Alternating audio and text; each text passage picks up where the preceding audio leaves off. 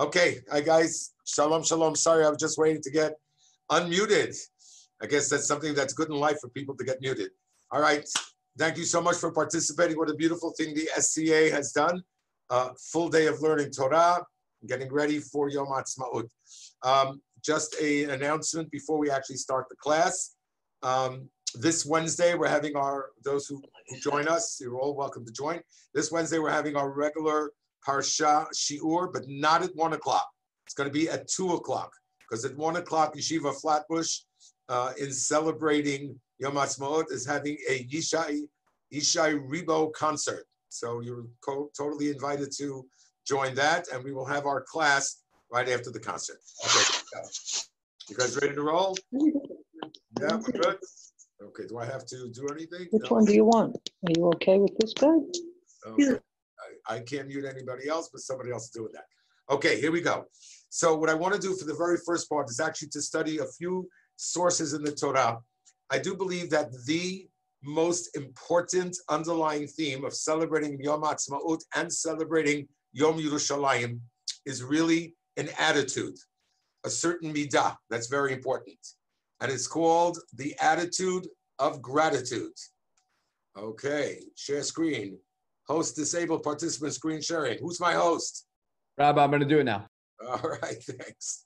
Okay, guys, I'm not in charge now. Now I know what it feels like not to be in charge. So I just have to wait till they allow me to do things. I'll let you know. I'm still disabled. I'll be ready in Good to go. Ready? We're on? All right, here we go. Yay. Now we're able to use things. Okay, here we go. We're going to do some sheets, and then we're going to do some videos. It's called the attitude of gratitude, and that is the midah of hakarat hatov. That is the underlying theme of celebrating Yom Haasmaut. Just to spend a few moments just to see how important hakarat hatov is to HaKadosh Baruch Hu.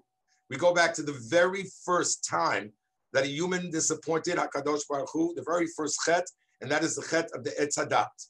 And after Adam Arishon ate from the Etz Hadat, Hashem asks him, did you eat from the Etz Hadat? And of course, not of course. And Adam's reaction, instead of saying, yes, I did, he says, Ha'isha shenatata imadihi natnali. The woman who you gave to me, she gave me from the tree. Listen carefully what the Pirkei Rabbi Yezer says. There is nothing harder for the Almighty Hashem to live with than an ungrateful person. The reason Adam was exiled from the Garden of Eden was due to his ingratitude. His Avedah was not merely eating from the tree of knowledge, it's Adat. For that sin alone, perhaps he could have remained in Gan Eden. You hear what he says? That for the sin of eating, Hashem says, okay, there's a Yetzer Hara, I understand, people are weak, you do teshuvah. The straw that broke the camel's back, so to speak, was the fact that in response to Hashem's question, why he ate from the Etz Hadat, Adam said, the woman you gave me the fruit and I ate it. And as Rashi points out, Adam was being ungrateful. Hashem presented him Chava as a gift, and Adam complained that she caused him to sin. So we see that the most important midah that Kadosh Baruch Hu wants us to have in our being is the midah of hakarat hatov. Everybody knows that I always say something very special for women, because those mostly are the people who come to the class. Sefreda, here's for you. Maybe something interesting just to note, possibly, that the reason why this entire midah is called hakarat hatov is coming from this first story.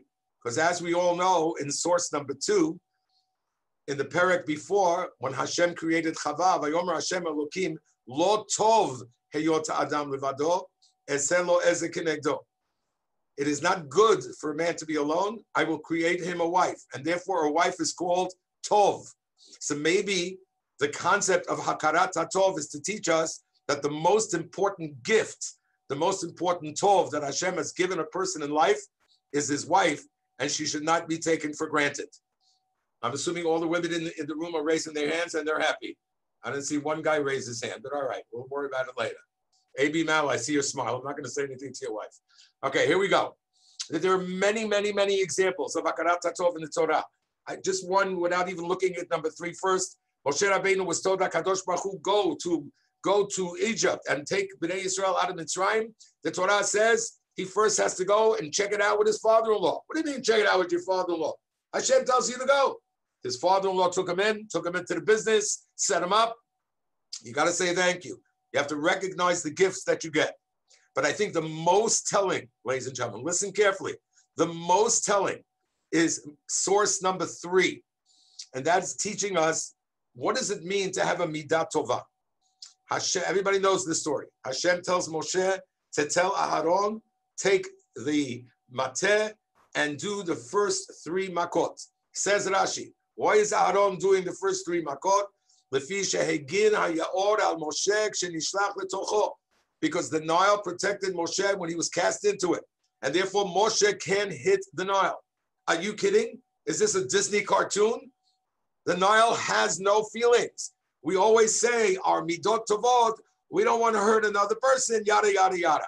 Hashem is teaching us that midah tova, especially hakarat hatov, it's got nothing to do, it does, but it's not only about hurting other people's feelings. Listen carefully what Eliyahu Dessler said. Look at the 3rd line. It is irrelevant that our beneficiary might have been an inanimate object. Why? To the bottom line. Moshe's divine mandate was to diligently preserve his midah of hakarat hatov, since it is so critical for avodat Hashem. The midah of hakarat hatov, of appreciating things that people have given us, is something that's essential to our relationship with Hashem, and it has to be constant. What is the enemy of hakarat hatov, gentlemen and ladies? Well, ladies and gentlemen, sorry about that. What is the enemy? It's called entitlement. The definition of entitlement is belief that one is deserving of or entitled to certain privileges. I don't want to be somebody who thinks who knows it all, but if somebody would ask me, what is the challenge of our generation? There have been generations in Jewish history who have been faced with persecution, with the inability to worship Hashem, with certain other challenges and difficulties. Our generation is faced with the challenge of entitlement. Entitlement destroys the midah of hakarat hatov. We think things are just the way they're supposed to be. We think we're entitled to it. And to prove to you something that I say always, that we need a constant reminder that we are really a gift from everything we have is a gift from Hashem, is the fact that we are called Yehudim. Everybody knows this. And you have to be reminded every morning when you get up. Why are we called a Yehudi? Because it comes from Yehuda. Who was Yehuda? Yehuda was the 4th child of Leah. Vatar vateled ben vatomer hapam odet Hashem. Now I'm going to thank Hashem. And therefore she called him Yehuda. I'm not here to bash Leah, but look, even Leah, why is she only calling her 4th child Todah, Hoda'ah? At a quick glance, we are taught that Leah understood that her husband Yaakov was destined to have 12 sons. He had 4 wives, and so Leah did the math. When she gave birth to her 3rd son, it seemed that she had been given her share, which would have been the case if the 12 sons were divided equally amongst the wives. Again, I'm not here. I understand that everybody appreciates things. But, even when a person goes to, yes, of course, I'm going to get married. Of course, I'm going to have children. Of course, I'm going to have a job. But this 4th child was a genuine surprise. He was unexpected. Therefore, she was overwhelmed with gratitude for the extra share over and above what she had perceived to be her lot. And therefore, Leah is teaching us that feeling of wow, getting more than I deserve. I never expected that. That is a feeling that a Jew has to have every single morning. And you know what I'm about to say. What are the first 2 words that a Jew says when he wakes up in the morning? You're muted, but I'm assuming you're going to say it with me. What are the 2 words? You're supposed to say Modeh Ani. I'm sure that's what everybody said, even though I didn't hear you. Okay, and everybody knows the question. Al pi dikduk, grammatically speaking. Jeannie, answer the question for me. You're supposed to be saying Ani Modeh, but instead we say Modeh Ani. Why? Because the Ani has to come after the Modeh. The very first thing that a Jew wakes up in the morning, he has to realize that he lives by the grace of Hashem. Unfortunately, what we've been experiencing in the last couple of weeks has taught us that. I'm not saying that's why it's there. That's not for me to say. But if someone is going to take a takeaway lesson for what's going on, is we're learning what it is to appreciate things that we thought were just natural. Something that we think is going to happen is not happening all of a sudden. And believe it or not, in a few weeks, the Torah is going to teach us that lesson, that is human nature. There is something called, I'm going back to share screen, guys, give me a sec. There is something called a korban todah. There it is. A korban todah. And the Torah tells us, same word, hoda'ah. Who brings a korban todah? 4 individuals are obligated to thank Hashem through a korban todah. People who recovered from illness, people who are freed from jail, people who crossed the sea, or people who crossed the desert. Basically, what is the Torah telling us? Even the Torah realizes that unfortunately human nature is that unless we go through a crisis, we don't appreciate things that we have. So understand that this concept of hakarat hatov is an inherent and most important midah that must be possessed by a Jew, not only necessarily going through crisis. That's basically setting up the level of what I think is the attitude that we're supposed to have. Now, I don't think there is a generation. When I say generation, I'm talking to people around my age. I'm like 28. I don't know what your age is. I don't think there's a generation that has been given more gifts than our generation. And the gifts in perspective. We are a generation that can relate firsthand to one of the worst calamities that happened to Am Yisrael, and that's called the Shoah. Either we have family members that we know, or we have friends who had family members. We have witnessed theater people. We have people who we've spoken to who were there. And we are the generation that has seen the greatest gift that God has given Am Yisrael over 2,000 years. The gift of Eretz Yisrael. And sometimes, and I'm not speaking about you, I'm talking about me, we take it for granted. Yeah, of course. Oh my gosh, my El Al flight was delayed an hour. Oh my gosh. Oh my gosh, I was supposed to make my bar mitzvah and now I'm going to have to talk to my caterer. We have Eretz Yisrael. We take it for granted. We're in an entitlement mode. If our great-great-great-great-grandparents would ever thought they could just walk onto an object that's called a plane and go to Eretz Yisrael, if anybody would have thought they could spend Sukkot in one of the most beautiful hotels in the world called the Inbal, I got to do that, Stephen. I got to do that. I mean, who would have thought of those things? No, so we're going to go, Stephen, I don't know, I don't like this room. I want that room. I want that. What are you kidding? Just be happy that you're able to go to Israel. It is a tremendous gift. Of course, you're going to say, Besser, you're a big hypocrite. You're right. I live on East 17th. I don't live on King George Street. I should. Stephen, offer me a job and I'll think about it. I live here. I happen to love what I do, and I love to be at the Yeshiva of Flatbush. So at least I should show my hakarat hatov.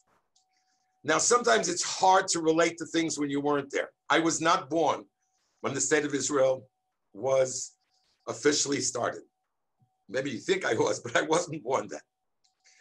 But I do remember vividly 1967. Vividly. You want to talking about she'asa nisim lavotenu bayamim ahem bazman hazeh? Again, I'm not here to judge people, and I have a lot that I have to be better at, but how can somebody not say thank you to God after open nisim and miracles that happen? I vividly remember my mother sitting in the living room watching television. Yes, we had a television, I'm sorry to say. So watching what's going to happen to all of her relatives. The panic mode, the fear mode that it was in Israel at that time. I'm going to share the rest of my thing. I'm going to play videos with you. I have very little time, so I'm doing this quick. I want to share screen an unbelievable sense of what was like Six-Day War before it started and how the odds, I mean, the odds of how many different enemies surrounded us. Here we go. 67, one day before the war.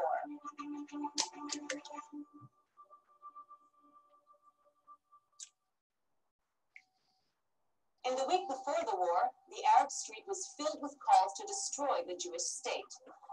The wave of Arab rhetoric from political leaders and the public was reaching a boiling point.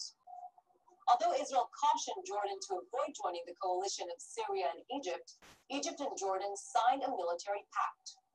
5 other Arab countries rallied around Egypt as well, sending their troops to the front lines. Egypt also had the support of a world power, the Soviet Union. President Nasser made his intentions clear. The armies of Egypt, Jordan, Syria, and Lebanon are poised on the borders of Israel, while standing behind us are the armies of Iraq, Algeria, Kuwait, Sudan, and the whole Arab I'm in the nation. middle of the class. This act will astound the world. Thanks. Today, they will know that the Arabs are arranged for battle. As Egypt continued blockading Israel's southern port, Israel hoped that the U.S. would prevent conflict by sending a flotilla to break the blockade and protect freedom of the seas. But the U.S. failed to deliver, fearing that any action on their part might escalate into a confrontation with the Soviet Union. In the south, Egypt had deployed 80,000 troops along with 550 tanks and 1,000 artillery pieces. On Israel's eastern border, Jordan had amassed 60,000 soldiers and 300 tanks, in addition to Iraqi forces which had entered its territory. On the northern border, 50,000 Syrian soldiers dug in and continued their shelling, fortified and protected by concrete and steel, and a formidable air force, some 600 Egyptian, Jordanian, Syrian, and Iraqi combat aircraft, was ready for action. These forces greatly outnumbered Israel's modest military. Watching the armies gather and hearing the speeches delivered across the Arab world, many Israelis feared that they were on the precipice of another Holocaust. The mood of the general public was permeated with a sense of fear, panic, and anxiety. Schools and public transportation were canceled. Teenagers were tasked with filling sandbags to protect against enemy fire. School buildings were converted to bomb shelters. More than 14,000 hospital beds were readied, and some 10,000 graves were dug. Medicine was stockpiled in anticipation of poison gas attacks. The Israelis prepared for the worst. Who would have thought? Who would have thought a miracle? I mean, it was impossible statistically for any of this to have happened. I don't know enough about American history to tell you how long the war in Vietnam was, but it was long.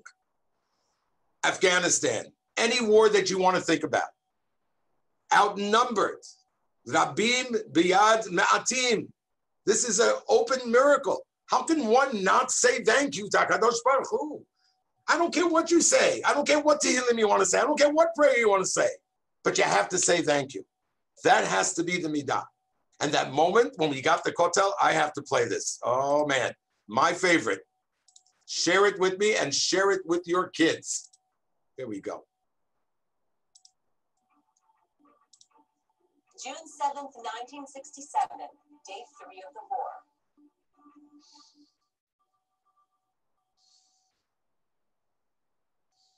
The previous day, Israeli troops had reached the strategic high point of Mount Scopus in Jerusalem. They now overlooked the old city. For the last 19 years, Jerusalem had been divided. In 1948, Jordan had captured the eastern part of the city, which included the Old City and the Temple Mount, the location of the ancient Jewish temple, Judaism's holiest site. Under Jordanian rule, Jews were evicted from the Jewish quarter, synagogues were destroyed, and the Mount of Olives, Judaism's oldest and holiest cemetery, was vandalized. For 19 years, Jews had been barred from access to their holy sites in eastern Jerusalem, despite the rights promised in the 1949 Armistice Agreement. In the early morning of June 7th, the Israeli paratroopers advanced on the holy city. They advanced without artillery support, seeking to prevent damage to the city's ancient and historic sites. The battle lasted from early morning to the afternoon, when the announcement was made on the radio. Har Habayit Me'adin. The Temple Mount is in our hands. For the first time in 19 years, Jews could pray at the Western Wall, and for the first time in 2,000 years, a united Jerusalem, Judaism's holiest city, was back in sovereign Jewish hands.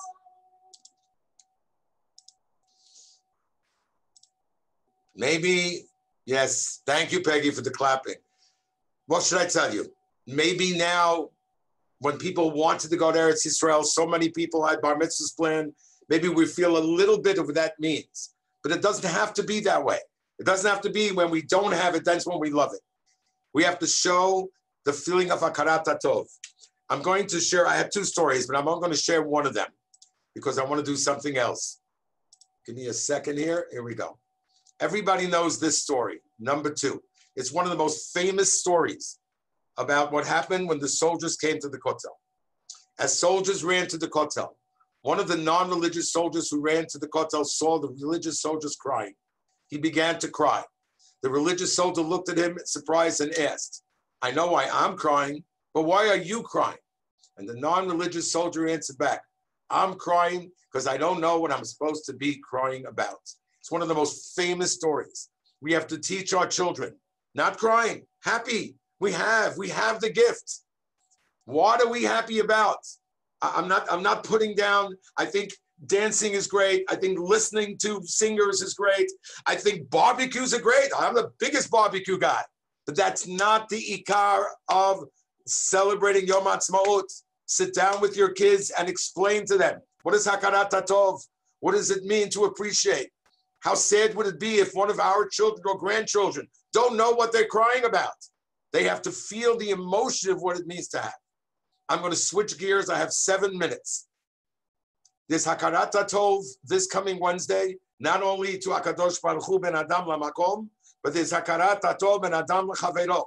I don't think there's a person who doesn't understand that without the sacrifice of the young men and the young women in the IDF, we would have, with God's help, of course, but we won't have what we have. And they have to be thanked. And if there's one thing that I learned on all the chesed missions and that Susan Franco taught me, they don't know it unless you say it. You don't have to give money. You have to give a thank you. Say thank you. Show that you appreciate. Say a word. Unfortunately, there are many of the soldiers who are willing to give up their 3 years and give up their life, do not know how much the American Jews care about what they're doing. I know that for a fact. I saw it. And saying something, I'm going to share a quick medrash, and you please feel free to share it, that I shared with, I was asked to speak to a group of soldiers and tell them how much we care. I didn't know what to say. They said, you got 3 seconds. So what can I say in 3 seconds? And God helped me with this medrash. Look at this medrash. According to the medrash, a 2-headed man lived in the time of King Shlomo. He fathered 6 normal children and the 7th with 2 heads like himself. Don't ask me how this happened. It is what it is. When the father died, the son with 2 heads came before King Solomon, demanding a double share of the inheritance. So the question is this child with 2 heads, 1 person or 2 people? What did King Shlomo do? He covered 1 head and poured hot water on the other head. Ouch, cried both heads. From this, King Solomon meant to show that they are genetically are one. And I told the soldiers that we in America, when we hear things that are challenging to you in Israel, we are crying because we're one. And I'm not trying to show off, but by saying that, the reaction from them was chizuk. Chizuk is very important. I'm going to share one more video and then one more statement.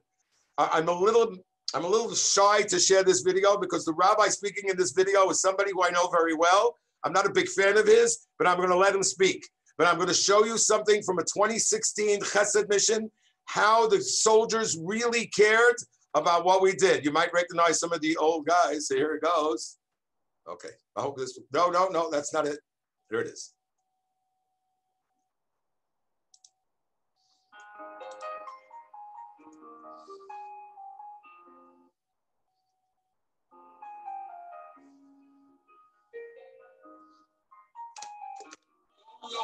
הם חושבים עלינו. אנחנו מבינים היום שבלי מדינת ישראל אין יהודי בעולם שיושב בשבת. בעולם. So we went to the Army base tonight to thank the soldiers, handing out presents, keep them warm, left some socks and gloves. And really, like, this is not even enough to really thank them. Like, we came here, out here, and danced with them. We had a great night, singing, and really felt warm in my heart. these guys are true heroes. We're gonna send our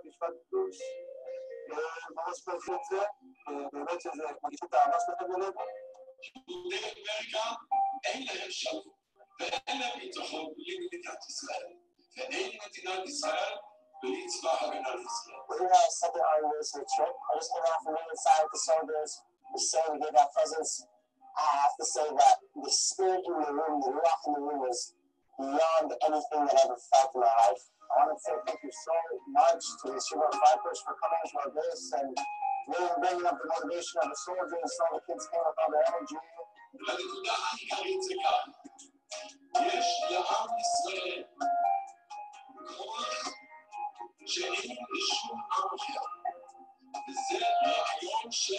So today we went to our base, it's the third base we went to. They showed us the weaponry, it's a very special unit, and it was freezing, everybody was so cold, but we still managed to stay outside, and we gave them presents, and they gave us food. Hi, אני חיית במחנה אופן, וזה ממש מרגש ומשמח כל מה שאתם עושים כאן בשבילנו.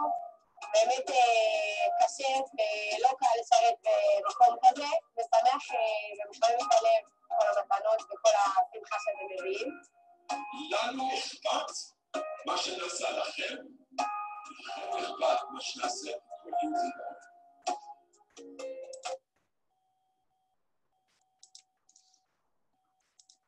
Okay, so ikhpat lanu.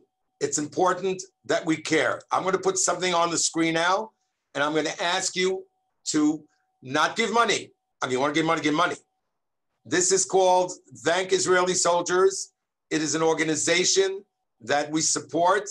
You know what they want? Our friend Rivka, send a message this Wednesday through your WhatsApp to an Israeli soldier. Everybody could do this. Everybody could do this. There it is. It's right there. And if you can't get it down quickly, I could send it to you. Just email me, nbesser_te@flatbush.org. Do this. And if you don't want to use my organization, use another organization. That's what we should be doing this Wednesday. We should be praying to Hashem and saying Hakarat Hatov, and we should be sending a message to Israeli soldiers how much we appreciate that. I have to close with basically saying that this entire day was dedicated and sponsored in memory of Stanley Chera A. Shalom. If we want to talk about Hakarat Hatov, Ben Adam Chaveiro, this is a gentleman and family who has supported and done so many things for our community. And I'm very honored to be part of the day that's in his memory. I just want to remind you, if you're coming to the Wednesday class, it's at 2:00 this week. And Chag Sameach, again, Hakarat Hatov to Hashem, and Hakarat Hatov to the Chayalim. See you all. I don't have the power to unmute you. I'm powerless here. So be well. Hopefully we'll see you. Have a great day. Bye, guys. Bye, guys. Thank you. Oh, somebody unmuted you. Thank you, guys. Somebody did unmute. Thank you, Rabbi. Okay, thank you, guys. Bye-bye. Really nice to Beautiful see you all. Thank you. Morris, so I much. see you. Thank you, Rabbi. Thank you, Rabbi. Bye, I see you. Rabbi. I see you. Bye, Peggy. Rabbi. Bye, Care. guys. Bye, Grandma.